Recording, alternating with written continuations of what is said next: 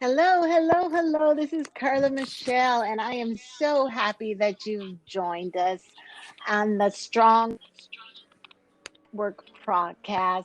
And if you don't know, let me let you know that STRONG stands for strategic, talented, resilient, optimistic, necessary, and global. And if it is not the world you're affecting, make sure you are affecting your world. All right. So if you haven't, I need you to subscribe and I need you to join in and share it with someone who you know would benefit from interviews with men who are making a difference in this world, or either, like I said, their world.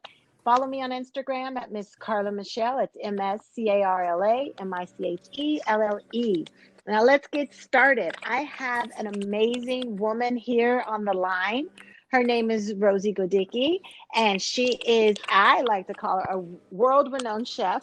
She'll correct me if I'm wrong, but she is fantastic. And I've watched her on YouTube. She'll give you all that information. But she is doing some great things. And she wants to, I just want to talk to her and see what's been going on and what her journey is and how she's been handling what's been happening in the world. Rosie, are you there? Yes, I'm here. Hello, how are you? Hello, hello, hello. I hear you got okay, I hear you. I hear you. Great. Yeah, I'm doing well. I'm doing well. And it's so nice to have you on this podcast. Thank you. You Glad to ready? be here. Yeah. Yeah. Okay. So tell all the listeners a little bit about yourself, or a lot of bit about yourself. Ooh, where should I start? Let's see. I'm Rosie. I'm a woman. I'm married. I have three kids. There you I'm go. a chef and a mom of three. And just doing my thing out here. I just started a internet, a social media platform on Instagram and YouTube. So I got a YouTube channel Nice. going on with cooking and doing videos there and just getting a lot of exposure and just, showing the world what I have and, um, cooking and like that, as I like to say, one meal at a time, showing people what they can do. Nice. Nice. I need to watch more of that because I'm out of practice with this cooking thing since the kids are grown. So I know I saw your sangrias, and then I was told about your French toast that I need to check out and Oh, make. yeah. That's a good So, one. It's easy. okay, It's a it's showstopper. easy. Yeah. Oh, It'll... oh, I need a showstopper, even if I have to eat the whole pan. Social distancing will be my excuse. That's hilarious. Uh, so Rosie, how did you become I called you a world-renowned chef. How did you how did you do this? Uh, What was your well, journey? Well, I didn't go to school. I didn't go to college right out of high school. I didn't know what I wanted to do, but I knew I would find out at some point. So I entered the workforce, and so I started working, and then after a few years, I realized I was like, I'm making a lot of money, and I'm living in California, and it's expensive. So I was like, I got to figure out, a career. And I did some soul searching, trying to figure out what it is that what's my passion? What's my goal? What kind of gifts do I have? Like, am I a singer? Am I an artist? Like, I was looking for things that I can do Yeah. that I would enjoy doing and you wouldn't have to pay me, that I could just do it. And when you do things like that, it's like, you never work because you're doing what you enjoy doing. So I was trying to figure out what did I have that was like that. And it was my roommate at the time, Janice Davis. She said, "What are you doing?" Mhm. Because I was looking at books and looking up stuff, trying to figure out what could I do. And she goes, "Well, why don't you, do something with cooking or be a chef or something? Go to school for that." And I said, "Why would you say that?" And she goes, "You're an amazing cook. You cook really well. Everybody's over here." And we were single. We were like in our 20, like 20, 21, 22, something like that. And she was like, "You cook well, and everybody's over here." And I was like, "Okay." So I went to chef school in San Francisco, and that's where it started. And I remember I didn't even have the deposit to even get in the school, and but I just packed up my stuff and went. And I said I might get kicked out because I don't have that deposit, but I had faith. And I love it. yeah, so I got the deposit, but I got faith.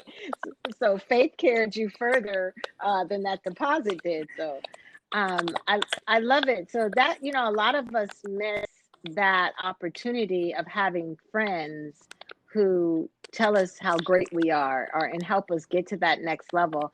I also had that experience with getting my master's. Mm-hmm. Is that because I had a friend, Marlene, tell me, like, you do this, you talk to people, this is the thing you do. Uh-huh. And I was like, yeah, okay. And so I so get it how, sometimes we don't see it. And so it's Right. good to have someone around us point it out. So you went to school by faith, without the deposit. So apparently it worked out. Yeah, it changed my life. Like I had to step outside of my comfort Yeah. zone, and I had to go away. I had to pack up and move by myself, and I had many Mm. obstacles, getting there and stuff, but God was good. And about faith, I wanted to go back to that part about faith. I didn't have the Sure. deposit, but I Sure. just went. And I didn't even know until I got in the school. I was like, okay, this is the part where I get kicked out, right? And so they said, okay, if you have a balance, stand in this line, and if you don't have a balance and it's paid, go in this line. And so of course, I got in the line where I had a balance, and I was like, okay, let's see what they say. And I sat there, and she said, do you have your balance? And I said, no. She's like, okay, well, you'll get this loan or this some Pell Grant or something like that, and that'll cover the cost for that. Sign here and go get your books and have. I was like, oh my God, did I just get into school? Like, I was like, so, You were like, shocked. yeah, I was shocked because I was like, I might be going back. So, but, I did that and I went through it. And going through school itself, like, I could cook a little bit, like to me and to my friends, but that was a whole new world. Like, I was learning how to make escargot and, filleting a whole salmon and, a whole carcass of beef and, just learning all these things that I had never seen or heard, and ingredients that I hadn't heard, and an environment that I wasn't used to, or people from all walks of life. So it was different, but it Mm. changed my life. I went to school and I got to work with amazing people, and had a career, carved out a career for myself. And I've done catering. I have my own catering company. I've worked at the Ritz-Carlton. I became a private chef, and I got to work for different celebrities.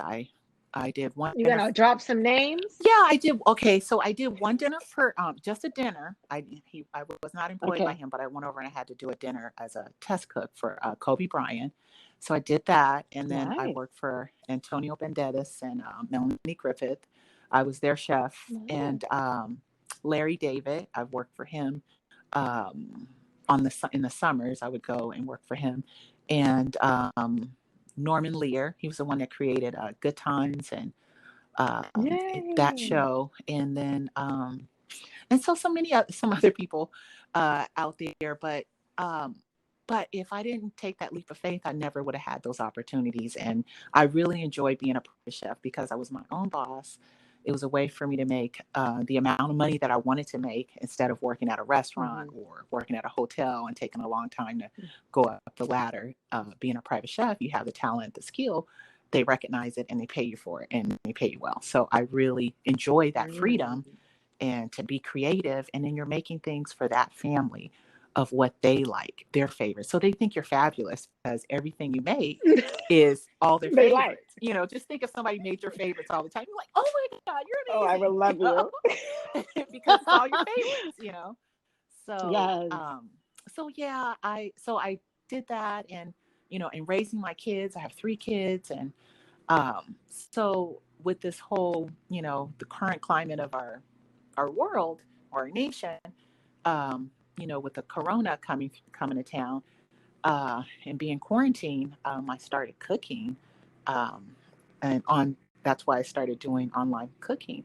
But it was more out of a need, because I saw during that time period, you go to the store and there's, all the rice is gone, or all the ramen's gone, or all the pasta, just trying to Mm. get items. And so I said, you know what, let me, hop on, just my Facebook real quick and just do a video and show people what they can do with the rice. Cause we had a big 10-pound bag because we couldn't find any at the store. So my husband, went overboard and bought a 10-pound or 20-pound We're gonna maybe. eat rice Yeah. forever. And we would barter, like, who wants rice? Who wants potatoes?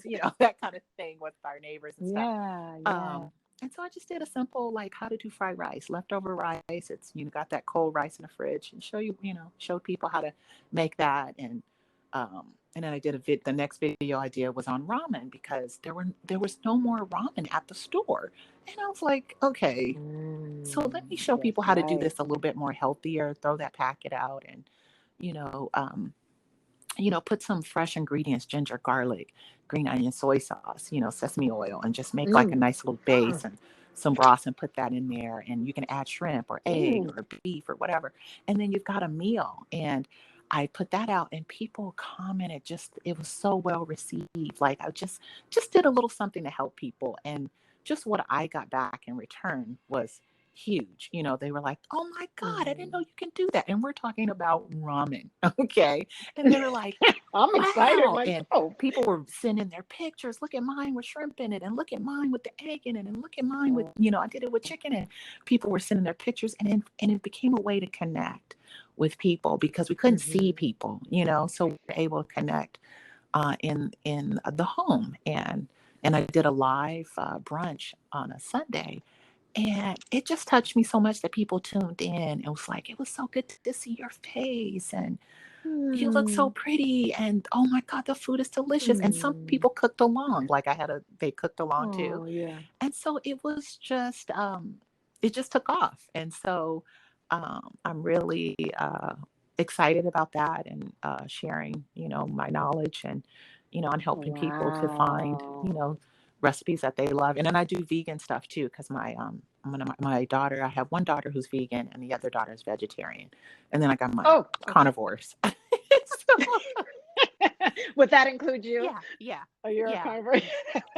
yeah. Can I take you back to something, because you're making some really, you're dropping some really good nuggets that those who are in business for themselves, or even working for someone, but stepping out in faith in a lot, then how it opened the door to other things, and then it lands you to where you can be considered a celebrity chef, right? Hmm. um any tips on how you negotiated salary, and not to know your salary, but was there any tips? Was it just because they knew you were a great chef, or did you have to go back and forth, or they just gave you what you wanted? It depends. Like, there's a rate. So the rate is fine, but Okay. there's a range. So you can go towards the top of the range or the bottom of the range. Um, but Where'd if you you, go? well, I usually went to the top of the range, and that's why I like it, Yes. because it was like, Yes. oh, this is I'm glad you nice. said Yeah. that. I like you went to the top. Did you hear that, ladies and gentlemen? She went to the top of the range. We are so, sometimes we stop ourselves and we try to, get the business, and we go low, and we try to switch things up so, oh, they'll get me. But she Hmm. went to the top. Go ahead. Go Yeah. ahead. Well, one of the things about going to the top, I would say, is if you have the credentials. That's one of the things that was huge for me. The Hmm. things that were on my resume, just, going to school, having that degree, working at the Hmm. Ritz Carlton, working at, things like that, that were, it was like, oh, okay, you got Yeah. this. Okay. So now we can talk. You know what I mean? And so that's what they like. Hmm. Okay. So that gave me the confidence. Okay. So you saw that. So, all right, let's talk numbers. And the numbers, would be what I wanted, but also Hmm. having the confidence. You can't go in there meek and be like, can you give me like 10 more dollars? No, you have to go in and be very confident. The amount is XYZ. No negotiation about it, and people are like, okay, Hmm. and Hmm. especially if you are in your element and you have the credentials and the people have the money to pay it, then they will pay you. Like, and I've worked with people who have Yeah. millions of dollars. I've been to beautiful mansions, and they'll be cheap too. They have a ton of money, but they'll be like, Mm. and they have that money for a reason. They Yeah. have accountants that, like, hey, you need to cut back, and you need to watch your Yeah. spending. So I had one client, they didn't want a full-time chef. They just wanted somebody to come in the summers, and they had like their little bottom line that they wanted to use. And but I didn't want that. So I didn't work with them. And I was okay to walk away from that, because it wasn't like I was walking away from a ton of cash. I had Hmm. opportunities elsewhere. So you just have to have confidence and just be able to, tell them with a straight face, this is what I'm worth and what I want. But you don't even have to say that. You just start off with the amount first with confidence. And Mm. and they, But but knowing in your mind that you're worth it and mhm, what you want. yeah, Yeah. and be willing to Yeah. walk away. Like even in my catering company, I started off really low and then I kept raising my prices but I didn't raise my price on, say, clients I already had, like anybody new that came in. So I would be like, okay, it would be this Hmm. much. And I found the more I went up, the more people paid for it. And it was usually, my newer clients, Yeah. because I don't think it's fair to do that on your clients that are not as No. new. Be like, hey, if it's 25, Yeah. now it's 100, and they're like, what are you doing? So, but yeah, when you're confident and you say, this is what it is, um, people respect that. And they usually end up giving to you. And if they're not, then you don't really want to work with them anyway. If uh, Tell the if they're truth. hemming and hawing about, oh, that's a lot, well, be willing to be like, okay, I'm okay with that, because it's going Hmm. to become a headache later if you don't go for the amount that you Yes. want and you go for less, and then you end up working for them, and then they're like, well, can you take this off too, and then it's just a big headache. So it's just better to just walk Yeah. away and get what you deserve. The truth with that, I think, and it's so key. If they're giving you a hard time at the beginning, hemming and hawing, and they are going to do the entire time of your service Mm-hmm. agreement. Yeah. So it is best to call it when you just call it. Mm-hmm. Don't put yourself in that predicament where you're regretting, Uh-huh. and then your service declines because you're regretting this client that you're working with. So Mm-hmm. very, very good points. I love it. So then you went on and you discovered with COVID and all, meeting a need. I mean, rice needs, um, noodle needs, and just things that we don't even think about, but you met a need. And it's really seems like it's been good for you from making that shift to this is what I can't do anymore to what I can do. Yeah. What got you there? What made you think of this? Was it just the rag of rice that came in the house, or were you just really seeking something to do? Well, no, originally I did want to have something, have a social media presence, but way in the future. You know what I mean? Like, I'm gonna do it one day. But when this opportunity came, I was like, let me just show somebody how to do it. My daughter's a film student. I was like, just go ahead and record me real quick. And so, Oh, real quick. but it was the response, like, wow. And then people were Mm, like, oh, you're so good. And oh, you should get your own channel and blah, blah, blah, blah. And so the feedback that I got from that is what really encouraged me. It was like, because, sometimes you don't recognize your own talent or skills as being a talent and a skill. It's just like, it's hmm. just that. But then when people Yeah. say, no, I need that. I don't know how to do that. Could you show me how to do this and that? And people, their response and how they were surprised that just by following what I said, they were able to do that, and how they can make something delicious too. So yeah, so out of that, that's when I started, shooting more videos and doing Instagram and YouTube and a YouTube channel. And that was, people were saying, you should get a show, you should do a channel, and da da da. So I said, okay, I guess not. Now's the time. So I had to crank it up, start doing it. Yeah. Was it hard for you to crank it up, or just like it was just so natural? Doing the cooking part is not hard. It's the other stuff that's hard. The unknowns. It's I'm not a big social media person, you know, and so just learning that, like how to navigate, social media, post, and don't post too many and don't post a lot, and post on this day and post at 9, and that kind of This stuff. time, Yeah, yeah. so Oh, just trying to yeah. learn Yeah. Yeah. all that, but it's been fun. And I'm meeting new people, and then when you get a new follower, it's like, oh my gosh, people follow. So They see that I'm necessary, that I'm necessary in their lives, and that's what they're saying. It's like a vote for you. It's like yeah, I believe in you, Rosie, and I'm here looking at what you're doing, and it is somewhat rewarding, right? In yeah, in that sense. yeah, absolutely, it is. That's Oh, wow. That is so great. So thank you for sharing those nuggets because we do overlook, not we think because we didn't go to college right away that it's over for us. Mm-hmm. And it's not. You can go to college anytime. I went to college late, so I get it. And then, you have a journey, but don't ever think that you cannot live a dream, that maybe a dream that just needs to be dusted off at Right. times or just Mm-hmm. brought to fruition. You don't even realize what you can do. And that's what you did. So that is so cool. So what else has been going on with you? So you're chefing. I called it Yeah. chefing. I don't even know if that's a word. What's been going on? How's the family and how have you been adjusting with what's happening in the world lately?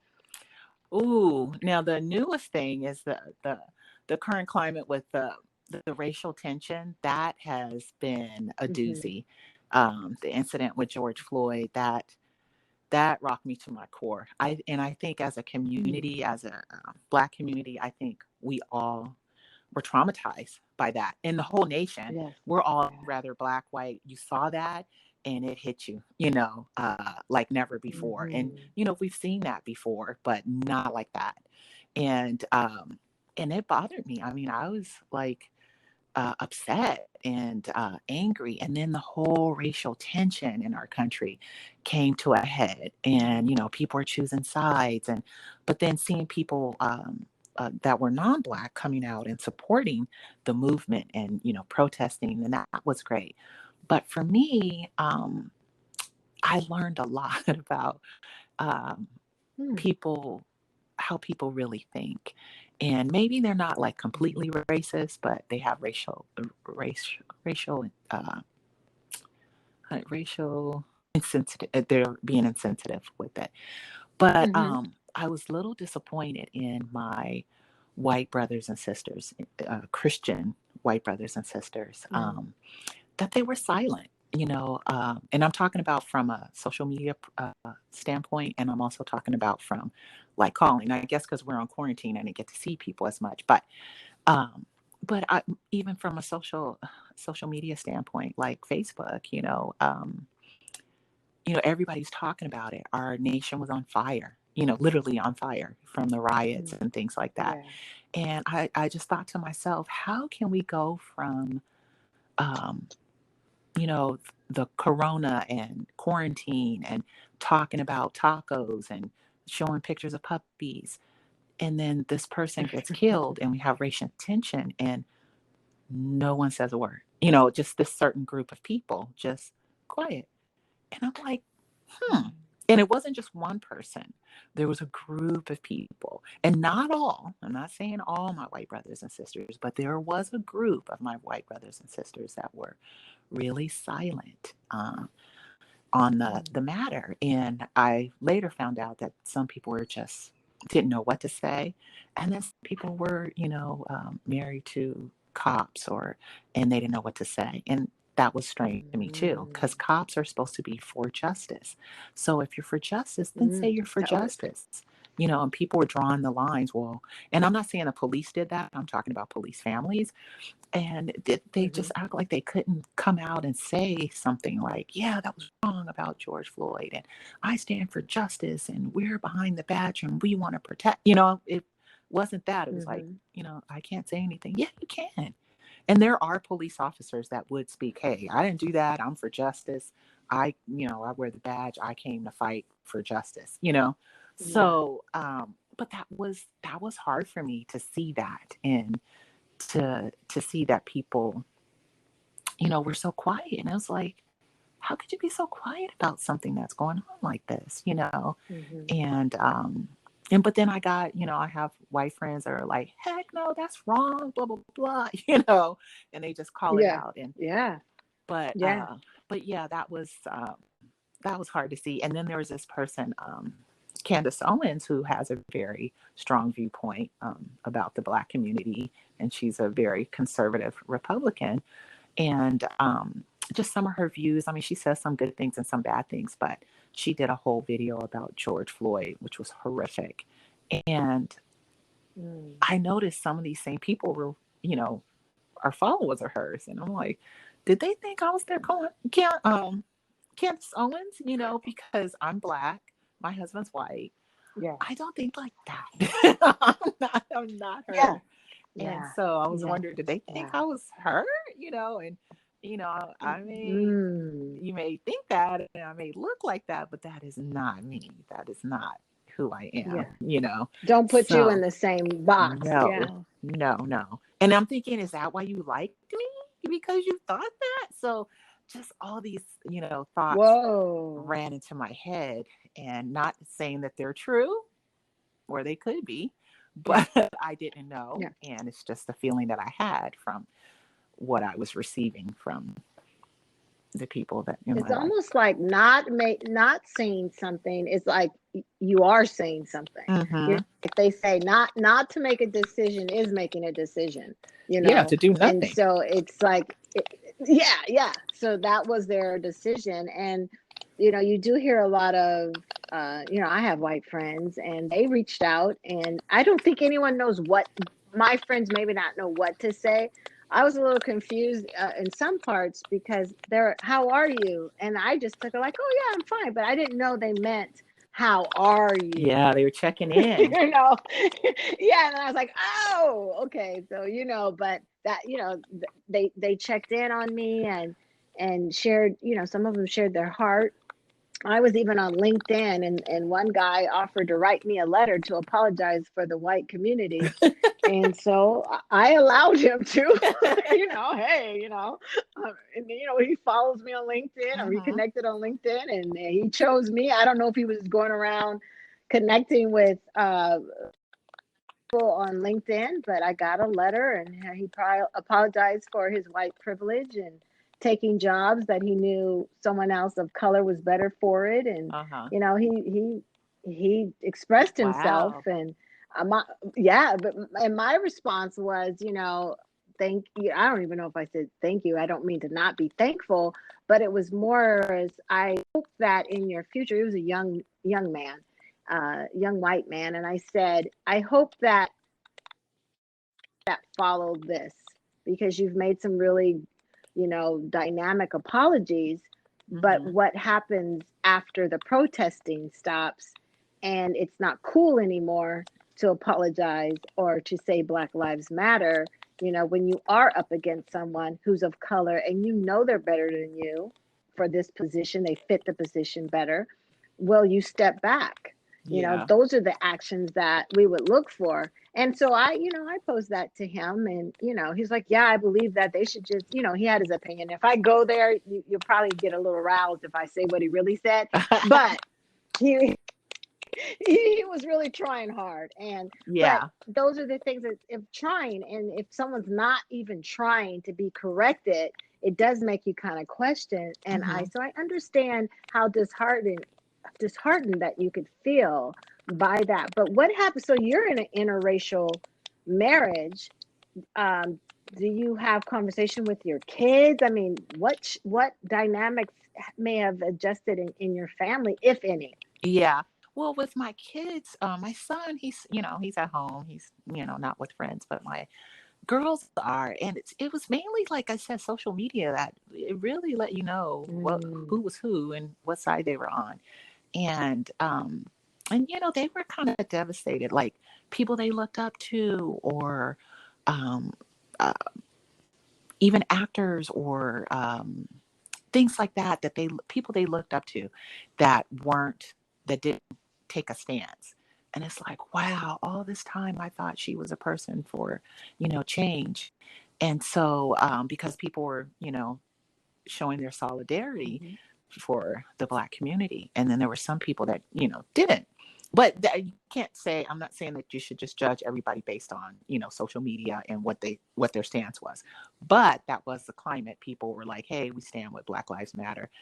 But they were kind of hurt, at different points, like, wow, even with their own friendship, because they said that they uh, stood for Black Lives Matter, or for the cause, period.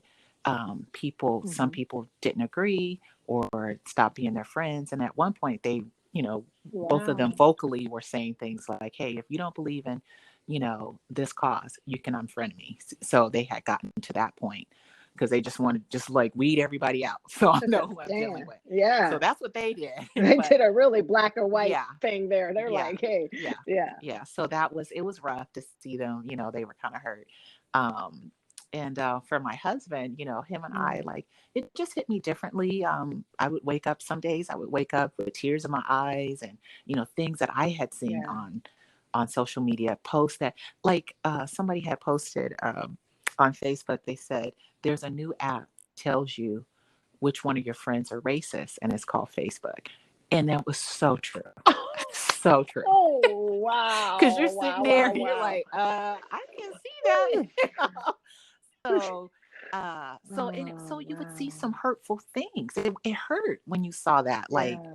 that's Yeah. how you feel? Yeah. Like, you really think that all black Hmm. people are like that? Or they're very one-sided, all Trump stuff, all police stuff, all, and you're like, Hmm. there are other things to talk about. What about, all the black people are not the ones, looting or starting the riots, that. Yeah. But they would Oh, spin it yes. where it was like it was all black. And so, and with the Hmm. media too, like, I had to turn the news off because I woke up one morning just as cheery, and I turned on the news. I was so dark and depressed afterwards. I was like, okay, no more turning that thing Yeah. on. So Yeah. it was rough to go through that. But now I'm in a good place. um, I'm a little bit more healthier now, but I think we were all traumatized by what we saw. And I will say that Hmm. I am glad that I'm more woke now, because I didn't talk about race before, because I was met with justification. So that's why I didn't talk about race. If I went to a white person and Hmm. said, hey, did you see that George Floyd thing? Well, we don't know what he did. Well, the police are investigating it, Oh, or a police officer wouldn't do that. Then I know, okay, conversation ended. We're not going anywhere with this. But if they were like, oh my God, that was horrible, then I know I can continue talking. So today is a new day. I'm more woke. I'm not going to, you know, um, accept any of the gaslighting conversations. When they say that, I will hmm. just, say, well, actually, that's not okay. There was investigation, and it's wrong for police brutality. You do know, African Americans go through that. So I've been having conversations Hmm. with people that I've never had before, and people wanted to ask questions. I said, I'm open to Mm. it. And so I had to have some sit down and have some one-on-ones with people that clearly didn't get it. Like, and Yeah. it's because our society, our nation was built on, lies, and they want to keep everybody, living this lie. And that's why there are white people in America right now that don't understand that some of the things that they Hmm. do could be racist, or that they have a privilege that we don't have, because our society was built Hmm. on this. It was built to keep them successful, and now it's built to keep them blind to what's going on. But they really do know. Mm. Yeah. Yeah. Yeah.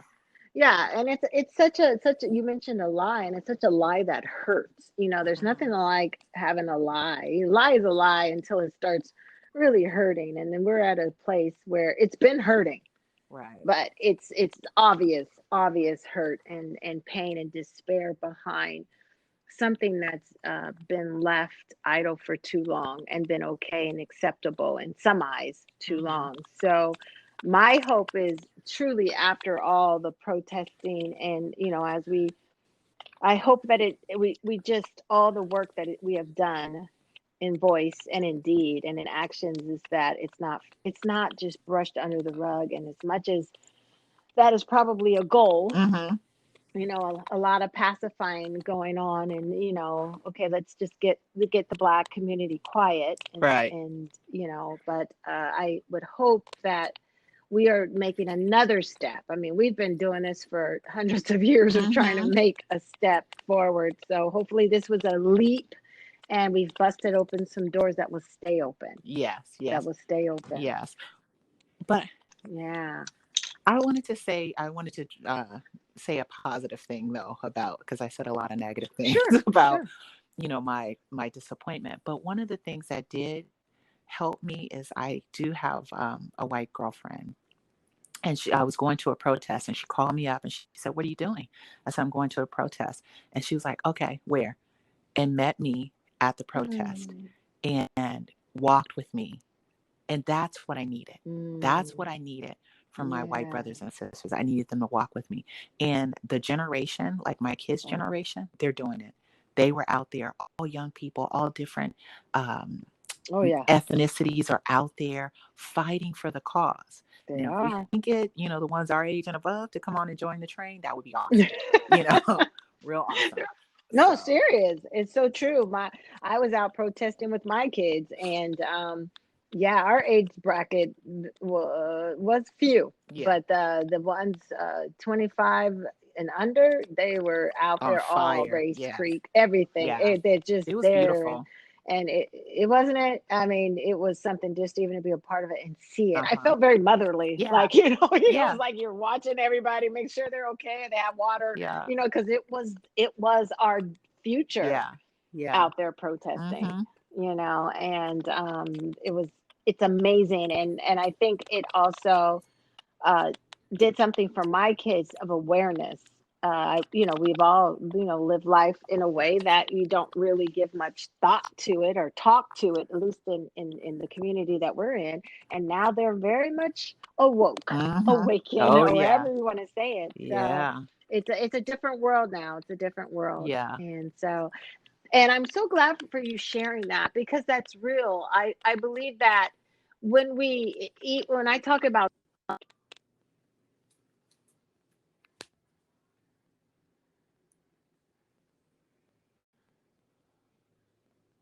Hello?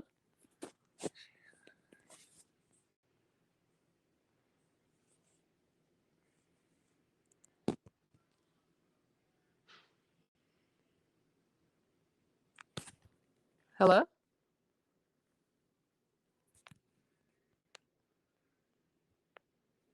Hello?